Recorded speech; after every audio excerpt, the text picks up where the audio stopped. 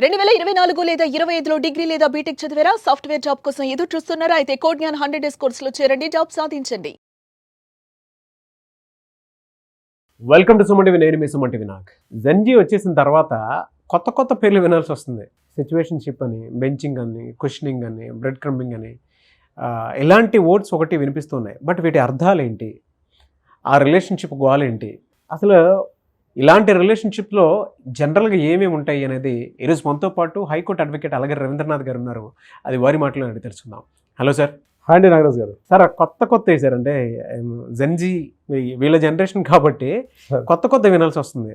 Benching, questioning ఏంటి sir ఇది? అంటే ఈ రిలేషన్షిప్స్లో ఉండేటువంటి అర్థాలు ఏంటి? ఇవి ఎక్కడ దాకా వెళ్ళేటువంటి అవకాశం ఉంది? దీన్ని మనం యాక్సెప్ట్ కనుక చేస్తే ఉండేటువంటి పరిణామాలు అసలు ఏ విధంగా ఉంటాయండి? నాగరాజు గారు, కౌన్ బనేగా కరోడపతి ఆ ప్రోగ్రామ్ నడుస్తుంది, 16th ఎపిసోడ్. అందులో కంటెస్టెంట్ రితికా సింగ్, అమితాబ్ బచ్చన్ గారు హోస్ట్ చేస్తున్న ఆ ప్రోగ్రాంలో ఆయన ఆ కంటెస్టెంట్కి ఒక క్వశ్చన్ అడిగారు, ఈ బ్రెడ్ క్రంబింగ్ అంటే ఏమిటని. ఆవిడ బ్రెడ్ క్రంబింగ్ రిలేషన్షిప్లో ఉన్నామంటే అదొక ఇట్స్ అ రిలేషన్షిప్ అన్నారు. అంటే బ్రెడ్ తినడమా అని అడిగారు. అమితాబ్ బచ్చన్ గారు నవ్వుకుంటూ ఒక డైలాగ్ వేశారు. ఆవిడ అదే నవ్వుకుంటూ ఆవిడ సమానం చెప్పారంటే మోడర్న్ ఈ పదాలండి, ఈ యొక్క బ్రెడ్ క్రంబింగ్, సిచ్యుయేషన్షిప్, బెంచింగ్, ఆర్బిట్రేటింగ్ అండ్ ఇటువంటి కొత్త పదాలు కొత్తగా పరిచయం చేస్తారు. కుషనింగ్, ఎగ్జాక్ట్లీ ఈ వర్డ్స్ అన్ని కూడా ఆ అమ్మాయి నవ్వుకుంటూ చెప్పారు. వెరీ ఇంట్రెస్టింగ్ అని చెప్పి అమితాబ్ బచ్చన్ గారు, ఈ జంజీలో మీరు ఉన్నారా అని అడిగారు ఆయన. సో జంజీ అనే పదం ఇటీవల కాలంలో బాగా ట్రెండ్ అవుతుంది నాగరాజు గారు. అంటే ఈ జంజీ అంటే ఏంటి అన్నది మనం కాస్త ఈ సైకో అనాలిసిస్లోకి మనం వెళ్ళగలిగితే అక్కడ క్లియర్గా మీనింగ్స్ తెలుస్తుంది. ఒకప్పుడు లవ్ అన్న పదం తెలుసు, 1960s 70s చూస్తే లవ్ మ్యారేజ్ తెలుసు. మనం 2020 తర్వాత 2015 తర్వాత మనకు బాగా పరిచయం అన్న పదం లివ్ ఇన్ రిలేషన్షిప్ తెలుసు. లవ్, మ్యారేజ్ అంటే లివ్ ఇన్ రిలేషన్షిప్ ఇక్కడ దాకా మనకు తెలుసు. కానీ ఈరోజు ప్రస్తుతం ఉన్న కుర్రాల యువత వీటిని దాటి మరి కాస్త కొత్త పదాలను కూడా అలవాటు చేసుకున్నారు.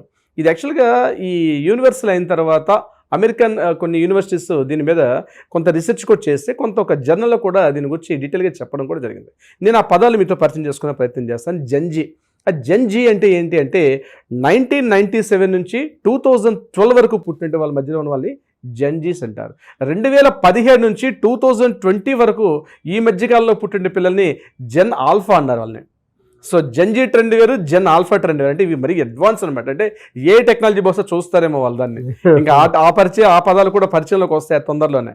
సో ఇప్పుడు ప్రెజెంట్ నడుస్తున్న ట్రెండ్ ఏంటంటే ఈ జంజీ అన్నటువంటి ట్రెండ్. ఈ జంజీలో ఏం చేస్తారంటే love, marriage, live in relationship దాటి కొత్త పదాలు, కొత్త భాష్యాలు, కొత్త అర్థాలు, విపరీత పోకడ్లు కూడా వీటికి ఈ ఒక హస్బెండ్ అండ్ వైఫ్ కావచ్చు, ఒక లవర్స్ ఒక రిలేషన్షిప్లో వాళ్ళ మధ్య ఉన్న బంధానికి కొత్త పదాలు, కొత్త నిర్వచనాలు కూడా చెప్పడం జరిగింది. ఆ బంధాలకి ఇచ్చే నిర్వచనాలు ఇక్కడ మనం సిచ్యుయేషన్షిప్ అన్నటువంటి ఒక బంధం గురించి ఏం చెప్తున్నారంటే ఈ ముఖ్యంగా ఈ జంజీ రిలేషన్షిప్ ఉన్న వాళ్ళు సిచ్యుయేషన్షిప్లో ఉంటారు. వీళ్ళు ఈ వర్డ్స్ తెలుసుకోవాల్సిన పదం మనకు కూడా ఉంది, మనం కూడా తెలుసుకోవాలి.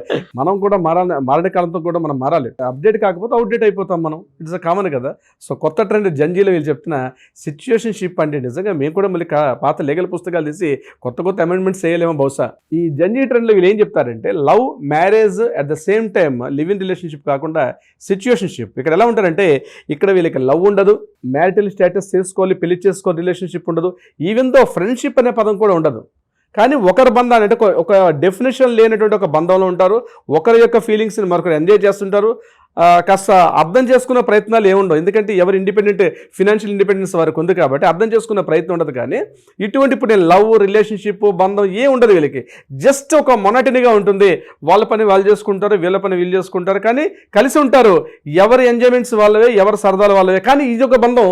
ఈ బంధాన్ని వాళ్ళు ఎంజాయ్ చేస్తుంటారు సిచ్యుయేషన్షిప్లో. కానీ చాలా డేంజర్ అనేటువంటి సిచ్యువేషన్ కూడా కొంతమంది గుర్తిస్తున్నారు. ఇటువంటి రిలేషన్షిప్లో ఉండే ప్రయత్నం చేస్తే ఇదేదో మోడర్న్ ట్రెండ్ కదా, మనం పరిచయం చేసుకోవాలి ఉందాం అనుకుంటే మాత్రం రేపు జరగబోయే కొన్ని ఇబ్బందులు కూడా గురవలసిన పరిస్థితి వస్తుంది. ఈ సిచ్యుయేషన్షిప్ వాళ్ళ సిచ్యువేషన్ బట్టి కలుస్తారు అంతేనండి. సిచ్యుయేషన్షిప్ కలుస్తారు. ఎటువంటి బంధం ఉండదు, ఒక డెఫినేషన్ ఉండదు. వీళ్ళిద్దరి మధ్య రిలేషన్షిప్ ఏంటంటే ఒక బాస్కైనా కింద పనిచేసే వాళ్ళకో లేకపోతే ఇంట్లో ఏదో ఒక రిలేషన్షిప్ ఉండాలి. ఈ రిలేషన్షిప్కి ఏమీ ఉండదు, కానీ దే కెన్ ఎంజాయ్డ్. ఒకరి యొక్క యాక్టివిటీస్ని వీళ్ళు ఎంజాయ్ చేస్తారు, వీళ్ళ యాక్టివిటీస్ని వాళ్ళు ఎంజాయ్ చేస్తారు, కానీ టచ్ మీ నాట్ ఏం ఉండదు అక్కడ. ఏ రకమైన ఫీలింగ్స్ ఉండవు. డెఫినేషన్ లెస్ రిలేషన్షిప్ని సిచ్యుయేషన్షిప్ రిలేషన్షిప్ అని అంటారు నాగరాజ్ గారు. ఇది ఒక ప్రమాదకరమైనదని చెప్పి చాలా సందర్భాల్లో మనకి సినిమా హీరోయిన్ జాన్వీ కపూర్ కూడా ఉలాజ్ అనేటువంటి ఒక సినిమా తీసినప్పుడు అందులో ఆవిడ కూడా చెప్పడం జరిగింది. అక్కడ ఒక ఇంటర్వ్యూ మీద ఒక జర్నలిస్ట్ క్వశ్చన్ వేశారు, మేడం మీరు ఉన్నారా సిచ్యుయేషన్షిప్ రిలేషన్షిప్లో అంటే, ఇది దీని గురించి నాకు తెలుసు కానీ చాలా ప్రమాదం, నేనైతే అటు వెళ్ళట్లేదు, ఇది కొంత డేంజరస్ అని కూడా చెప్పడం జరిగింది. సాన్వి మల్హోత్రా అని మరొక ఆవిడ ఫిల్మ్ఫేర్ అవార్డులో కూడా ఆవిడ కూడా ఈ పదాన్ని అక్కడ కూడా మాట్లాడడం జరిగింది. ఆవిడ కూడా మాట్లాడుతూ ఇది కొంచెం ప్రమాదకరంగా ఉంటుంది, మా యూత్ మా జనరేషన్స్ ముఖ్యంగా జంజీ రిలేషన్షిప్లు ఉన్న వాళ్ళు ఈ టైప్ ఆఫ్ వాటిని ఎంజాయ్ చేస్తారు, కొద్దిగా ఇబ్బంది కలిగింది అని మాత్రం చెప్తున్నారు. ఇది సిచ్యుయేషన్షిప్. రెండవది బ్రెడ్ క్రంబింగ్. ఈ బ్రెడ్ క్రంబింగ్ రిలేషన్షిప్ కొంత డిఫరెంట్గా ఉంటుంది. ఇప్పుడు చాలామంది తమకు తెలియకుండానే ఈ బ్రెడ్ క్రంబింగ్ రిలేషన్షిప్లో ఉంటారు నాగరాజ్ గారు. ఎలా ఉంటారంటే, ఎక్కడో పరిచయం అవుతారు, ఆన్లైన్లో కలుస్తారు, నువ్వంటే నాకు ఇష్టం అన్నట్టుగా మాట్లాడుతుంటారు, కానీ కలుద్దారా అంటే కలవడానికి ఇష్టపడరు. ఒకరి ఇష్టాలని బాగా నువ్వంటే చాలా ఇష్టం, నీకు ఆ కలర్ అంటే ఇష్టం అంటే వాళ్ళ తాలూకా పర్సనల్ ఇండివిజువల్స్ అన్నింటినీ కూడా హైలైట్ చేస్తూ మాట్లాడతారు. ప్రేమ ఉన్నట్టుగా నటిస్తారు, కలుస్తారు, అంటే ఆన్లైన్లో కలుస్తుంటారు, మాట్లాడుకుంటారు, మెసేజ్లు పంపించుకుంటారు, అన్ని రకాల రిలేషన్షిప్లు ఉంటాయి. సరే ఓసారి కలుద్దారు అంటే మాత్రం కలిసి అంటే పర్సనల్గా ఫిజికల్గా కలవడానికి మాత్రం ఇష్టపడరు. ఇది ఎక్కువగా సింగిల్గా ఉన్నటువంటి వాళ్ళు, అంటే ఈ మ్యారేజ్ అయిపోయి డివోర్స్ తీసుకున్న వాళ్ళు, కొంతమంది మ్యారేజ్ లేకుండా సింగిల్గా ఎవరైతే ఉంటారో వీళ్ళు ఎక్కువగా ఈ సాయంత్రం పూట, రాత్రి పూట, ఉదయం పూట కొంత రిలాక్స్ మూడ్లో ఉండేటప్పుడు ఏంటంటే ఇలాంటి వ్యక్తుల్ని కాస్త యూజ్ చేసుకుంటారు. అంటే ప్రేమ అనే పేరుతోటో రిలేషన్షిప్ అనే పేరుతో మాట్లాడుతుంటారు, కానీ వీళ్ళు ఎక్కడ డైరెక్ట్గా ఇన్వాల్వ్మెంట్ అవడానికి ఇష్టపడరు. సరే నువ్వంటే నాకు ఇష్టం మాట్లాడుతుంటారు. ఆ ఇష్టాన్ని ప్రేమగా అనుకొని తమ జీవితాలను నాశనం చేసుకున్న వాళ్ళు చాలామంది ఉంటారు.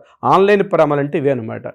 అక్కడ వ్యక్తి చూపిస్తుంటే ఇంట్రెస్ట్ చూపిస్తాడు, మాట్లాడుతుంటాడు, ప్రేమ చూపిస్తాడు, చాలా మెసేజ్లు పంపించుకుంటారు, సందేశాలు పంపించుకుంటారు, అన్ని రకాల చాట్స్ చేస్తుంటారు, కానీ ఒకసారి కలుద్దారా అంటే మాత్రం రానికి ఇష్టపడరు. ఇది just only time pass online ప్రేమలు. దీన్నే బ్రెడ్ క్రంబింగ్ అంటారు. ఇదే అమితాబ్ బచ్చన్ గారు అడిగింది. బ్రెడ్ క్రంబింగ్ అంటే బ్రెడ్ తినడం అని అడిగినటువంటి ఇదే. నిజంగా తినేస్తారు వాళ్ళు అవతల వాళ్ళని. వీళ్ళేంటంటే తెలియనటువంటి కొంతమంది అమాయకులు ఏంటంటే ఇది నిజమైన ప్రేమ, నా మీద ఇంత శ్రద్ధ చూపుతున్నాడు కదా, నా మీద ఇంత ఇంట్రెస్ట్ చూపిస్తున్నాడు కదా అనుకొని ఆ ట్రాప్లో పడిపోయి ఇల్లు వదిలేసి అంటే మదర్ని పేరెంట్స్ని చెప్పకుండా బయటకు వచ్చేసి ఏదో కలుస్తాను అంటారు. తీరా కలిసేసరికల్లా కొత్త బంగారంలో ఒక సినిమాలు తీరా అక్కడికి వచ్చేసరికల్లా అక్కడ కలవకుండా తప్పించుకునే ప్రయత్నం చేస్తారు. ఇటువంటి ప్రేమలు చాలా ప్రమాదకరం అని కూడా చెప్పొచ్చు ఈ బ్రెడ్ క్రంబింగ్. ఇక మూడవది బెంచింగ్. చాలా ఈ ఐటీ కంపెనీస్లో ఏం చేస్తారంటే బెంచింగ్ ఎంప్లాయీస్ అని ఒక సెగ్మెంట్ ఉంటుంది. అంటే రిక్రూట్మెంట్ చేసుకుంటారు, వాళ్ళకి ప్రాపర్ అసైన్మెంట్, వాళ్ళకి ఒక ప్రాజెక్ట్ అంటూ ఇవ్వడం జరగదు. వాళ్ళు వెయిటింగ్ లిస్ట్ అంటారు చూస్తారండి, అటువంటి వెయిటింగ్ లిస్ట్లో ఉంటారు. అంటే ఏంటి, ఫ్యూచర్లో మనకి ఏదైనా ప్రాజెక్ట్ రావచ్చు, ఆ ప్రాజెక్ట్ వచ్చేటప్పుడు వాళ్ళకి అసైన్ చేయొచ్చు, మళ్ళీ అప్పుడు రిక్రూట్ చేసుకోవచ్చు కదంటే. అప్పటికప్పుడు రిక్రూట్ చేసుకుంటే కొంత టైం పడే అవకాశం ఉంటుంది, కాబట్టి వీళ్ళని రిజర్వ్ పోస్ట్లో పెడతారు. Just like it's a reserve, అంటే బెంచ్ మీద కూర్చుంటారు వాళ్ళు అంతే. అటువంటి కొన్ని కంపెనీస్ చేస్తాయి. ఆ వర్డ్ని ఇక్కడ వాడుకోవడం జరిగింది ఈ రిలేషన్షిప్లో. వీళ్ళు ఏం చేస్తారంటే ఒకరితో ప్రేమలో ఉంటారు, బెంచ్లో పెడతారు వీళ్ళు. అంటే వేరొకరితో ప్రేమలో నటిస్తారు. ఒకవేళ అక్కడ ఏదైనా రిలేషన్షిప్ కాస్త బ్రేక్ అయితే ఈ బెంచ్ మీద ఉన్న రిజర్వ్లో తీసుకొస్తారు వాళ్ళని. జస్ట్ లైక్ ఇట్స్ ఇప్పుడు నేను చెప్పినట్టుగా రిజర్వ్ పోస్ట్ అనమాట. రిజర్వ్గా ఒక పర్సన్ లవ్ చేస్తున్నట్టుగా నటిస్తుంటారు, ట్రాక్ ఒకరితో ఉంటారు, వీళ్ళతో ఉన్నట్టుగా నటిస్తుంటారు, కానీ వీళ్ళతో జస్ట్ బెంచ్ అనమాట. ఏదైనా రిలేషన్షిప్ బ్రేక్ అయితే వీళ్ళతో కూడా మాట్లాడడానికి ట్రై చేస్తుంటారు. This called benching relationship.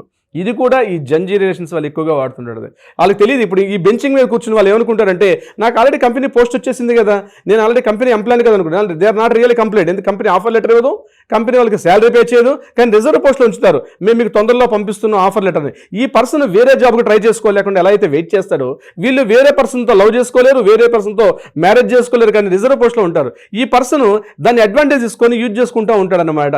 ఇది మాత్రం రిజర్వ్ పోస్ట్లో ఉందని తెలిపి ఆ అమ్మాయికి కూడా తెలియదు. నేను రిజర్వ్లో ఉన్నాను, అమ్మాయికి తెలియదు. ఇంకా అబ్బాయిల సంగతే సరే ఇది ఇంతమంది నాకు ఆఫర్లు వస్తున్నాయి అనుకుంటాడు, నన్ను చాలా డిమాండ్ ఉంది అనుకుంటాడు, కానీ నువ్వు రిజర్వ్ పోస్ట్లో ఉన్నావన్న విషయం రిజర్వ్ బెంచ్ మీద కూర్చుని వాడికి కూడా తెలియదు. సో ఇట్స్ బెంచింగ్ ట్రెండ్ అని ఇదొక టైప్ ఆఫ్ రిలేషన్షిప్ నాగరాజ్ గారు. ఫోర్త్ పాయింట్ క్వశ్చనింగ్ నాగరాజ్ గారు.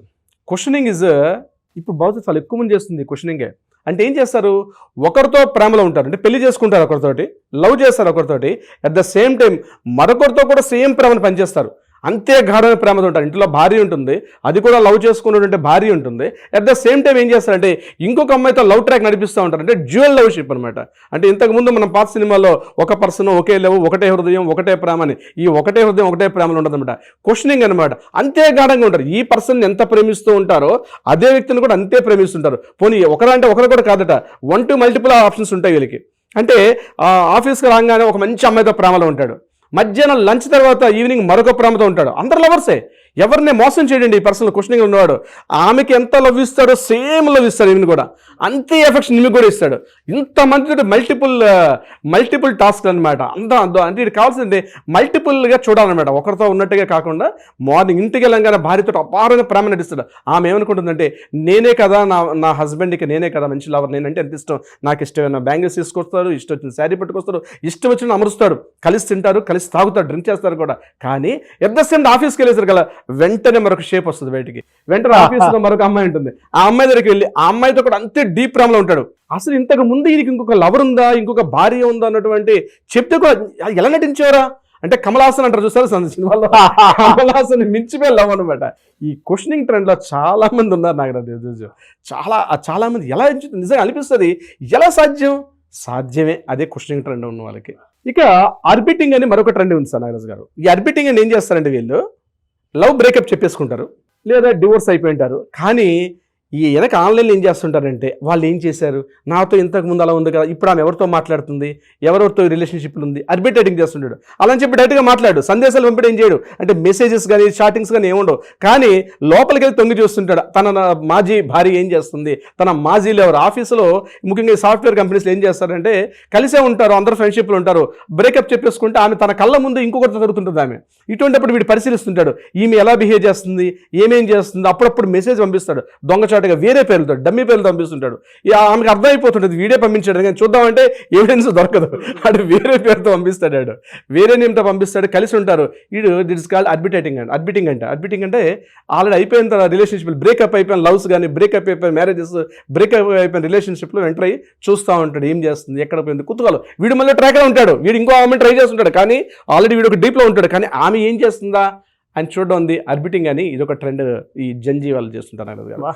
మరొకటి లవ్ బాంబింగ్, ఇది చాలా ప్రమాదం నాగరాజు గారు. అతి ప్రేమ చూస్తారు. లవ్ బాంబింగ్ అంటే ఎలా ఉంటుందంటే అతి ప్రేమ. ఆమె ఇంత అడిగితే ఆమె జస్ట్ నాకు ఏదైనా చిన్న బర్త్డే వస్తుంది కదా, చిన్న నాకు గోల్డ్ చైన్ కొనిపిస్తుంటే ఒక డైమండ్ నెక్లెస్ కొనిస్తాడు మనోడు. అంటే బాంబింగ్ అనమాట, అంటే అతి ప్రేమ. అదే పాత సినిమాలో నేను ప్రకాష్ రాజ్ని మోనార్క్ అని నడుస్తానంటే ఆ పేరెంట్ అదే క్యారెక్టర్ లైక్ లవ్ బాంబింగ్కి బెస్ట్ ఎగ్జాంపుల్. అంటే వాడి ఫ్యామిలీ అంటే చాలా ప్రేమ, అది ఫ్యామిలీ మీద. వీడికి ఇక్కడ ఫ్యామిలీ కాదు, ఈ లవర్ అంటే వీడికి అతి ప్రేమ. ఆమె పొరపాటు నాకు పలానాది కావాలి అంటే అంతకన్నా ఎక్కువ తెచ్చి పెడతాడు అనమాట, అతి చూపిస్తూ ఉంటాడు. It's love bombing. ఇది చాలా ప్రమాదకరం. ఇలాంటి వ్యక్తులతో చూసుకోండి, మీ లవర్స్ కూడా చూసేవాళ్ళు ఇటువంటి వ్యక్తులు కానీ మీకు తారసపడి ఉంటే ఈ లవ్ బాంబింగ్ ఎప్పటికైనా డేంజర్. ఏ రోజు ఏం చేస్తాడంటే బాంబేస్తే రేపు పెద్ద మెసేజ్ తీసుకొచ్చి చేస్తాడు, నువ్వు ఎట్లానే కూర్చోవాలి, నా ముందు కూర్చోవాలి ఎట్లా అని చెప్పి. ఈ బాంబింగ్ మెంటాలిటీ సైకిల్ చాలా ప్రమాదం. మీరు స్టార్టింగ్లో కట్ చేయకపోతే. ఈ అతి ప్రేమ మొదట్లో హాస్యాస్పదంగా ఉంటుంది, కానీ తీవ్ర స్థాయికి వెళ్తే ఆ పడినటువంటి ఆపోజిట్ పార్ట్నర్ తెలిసింది ఆ బాధ. అమ్మాయిలు కూడా ఉంటుంది, నాట్ ఓన్లీ అబ్బాయిలకే చెప్పట్లేదు నాగరాజు గారు, అమ్మాయిలకు కూడా ఈ టైప్ ఆఫ్ మైండ్ సెట్ ఉంటుంది. అతి ప్రేమ చూపించేస్తారు, వాడిని కథలనివ్వరు, మెదలనివ్వరు. ఇంటికి వెళ్తారంటే ఇంటికి వెళ్తావు, వెళ్ళొద్దు, నువ్వు నా దగ్గరే ఉండు, నా పొద్దున రా, నా ముందు అటెండెన్స్ నిలబడు, నువ్వు పొద్దున అటెండెన్స్ ఇవ్వాలి, మార్నింగ్ 9:30కి అటెండెన్స్ ఇవ్వాలి, 11 o'clock అటెండెన్స్. బయటికి వెళ్తే ఎవరితో వెళ్తున్నావు, ఏం చూస్తున్నావు, వాడి ఎంటైర్ పాస్వర్డ్స్, వాడి చిట్చాట మొత్తం కూడా ఈమె గ్రిప్లో పెట్టుకుని లవ్ బాంబింగ్. అది ప్రేమ అన్నటువంటి ఒక పెద్ద భయంకర ఊబిలో ఉంటాడని ఆ అమ్మాయి, వాడికి తెలియదు, ఆ అమ్మాయికి కూడా తెలియదు. అటువంటిది ఈ లవ్ బాంబింగ్. సో ఇట్లాంటి ట్రెండ్స్ అని నంబర్ ఆఫ్ ట్రెండ్స్ ఉన్నాయి నాగరాజు గారు. ఈ కొత్త ట్రెండ్స్ నేను చెప్పిన ఈ 97 నుంచి ఈ 2013లో ఉన్నటువంటి బర్త్డే ఎవరైతే పుట్టారో ఈ జంజీ ట్రెండ్స్లో ఉన్న వాళ్ళకి జనాల్ఫా అయితే మనం వేరే ఎపిసోడ్ చేద్దాం. వాళ్ళ మైండ్ సెట్ ఏతో మాట్లాడుకోవాలి, బహుశా అలాంటిది కూడా మనకు అవకాశం వస్తుంది. వాళ్ళు ఇంకా ఏతోటే ఉంటారు, ఇంకా మనుషులు కూడా రోబోలు పని చేస్తుంటాయేమో. But be careful my dear friends, be careful.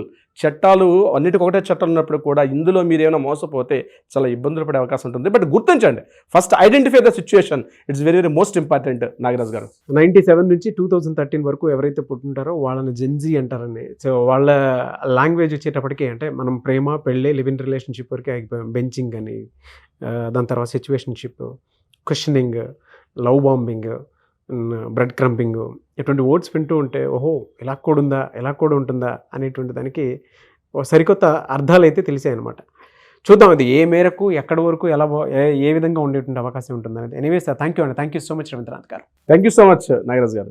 Suman టీవీలో మీ పర్సనల్ అండ్ బిజినెస్ ప్రమోషన్స్ కోసం కింది నెంబర్కి కాంటాక్ట్ చేయండి.